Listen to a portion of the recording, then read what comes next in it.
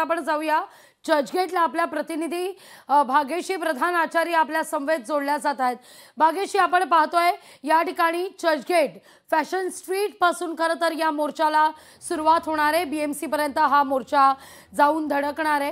काय सध्या वातावरण पाहायला मिळते? तुमच्या मागे अनेक मुंबईकर आहेत, काहीतरी दाखवू इच्छित आहेत, काहीतरी सांगू इच्छित आहेत। काय नेमकं मुंबईकरांची भावना, काय मुंबईकरांचं काय म्हणणं आहे या मोर्चाला घेऊन?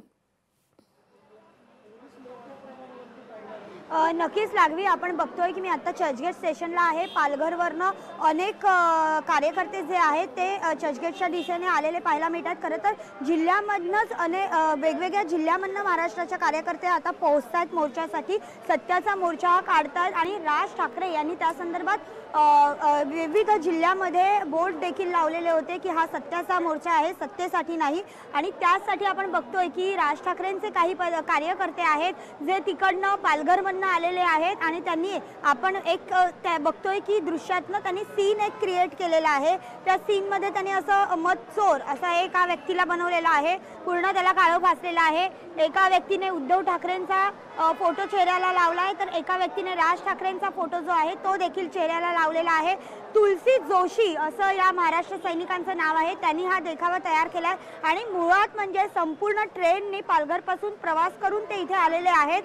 त्यांच्या बोर्डवर देखील आपल्याला जो मजकूर दिसतोय लागवी, सरकारला मास सत्तेचा, आम्हाला मास सत्याचा, गल्ली ते दिल्ली एकच नारा, मत चोरांना बाहेर काढा, अशा पद्धतीचा जो बोर्ड आहे तो ते इकडे घेऊन आलेत। त्यांच्या हातात एक चाबूक आहे, त्या चाबकाने मत चोराला मारण्याचा ते एक इशारा देत आहेत। आणि आपण बघतोय की कशा पद्धतीने त्यांनी हा सगळा सीन जो आहे तो क्रिएट केलेला आहे। चर्चगेट स्टेशनच्या बाहेरच ते उभे आहेत, जेणेकरून जे कार्यकर्ते येतील आणखीन त्यांना हे बघून अधिक उत्साह वाटेल, त्यांचा प्रोत्साहन त्यांचं वाढेल, अशा पद्धतीने त्यांनी हा देखावा उभा केलाय। आपण त्यांच्याशी बातचीत करूया।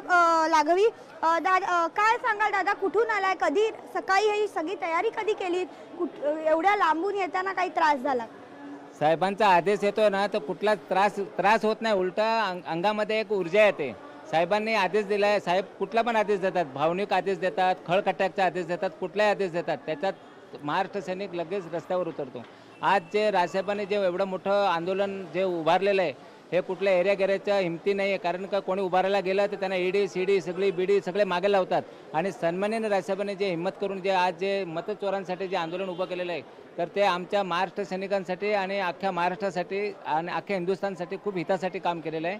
फक्त संध्याकाळी आम्ही वाट बघतोय साहेबांची सभा कधी होते आणि काय आदेश देतात। नक्कीच आपण बघतोय की पोलीस बंदोबस्त कुठेतरी वाढवण्यात येतोय, भीती वाटते का? कारण पोलिसांनी परमिशन दिलेली नाहीये, मोर्चा तर मात्र होणार।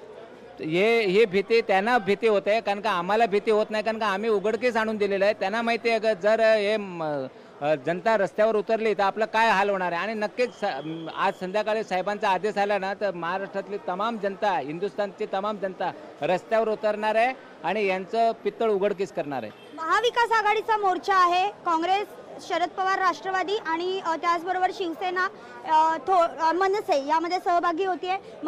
शिवसेना आणि मनसे आज उद्धव ठाकरे, राज ठाकरे पुन्हा एकदा एकत्र येत आहेत। मात्र त्याच वेळेला काँग्रेस कुठेतरी नाराज असल्याचं पाहायला मिळतं। एकही फलक नाही, एकही बोर्ड नाही। तुम्ही कसं बघता याकडे? कारण खळखटाक जो तुमचा विषय आहे तोच मुळात त्यांना पटत नाही। काय म्हणजे तुम्ही कसं या सगळ्याकडे बघता कार्यकर्ता? काँग्रेसची ते क्षुल्लक गोष्ट आहे, पण माझं मत असं आहे की बीजेपी, शिंदे सरकार, हे अजित पवारचे 3 गट, हे तिन्ही गट याच्यात सामील व्हायला पाहिजे। ते कशाला साईडला राहिल्यात? काँग्रेसचं तर त्याचं आम्हाला काय जे नाही आले ना त्याचं एवढं महत्व नाहीये, पण हे तिघे जण पण या मोर्चात यायला पाहिजे। अगर आले ना अगदी भाग्यश्री, मुद्दा लक्षात येतोय भाग्यश्री, त्यामुळे अनेक कार्यकर्ते आता या सगळ्या परिसरात दाखल होण्यास सुरुवात झालेली आहे। लोकशाही मराठी ऐका, पहा, जागरूक रहा।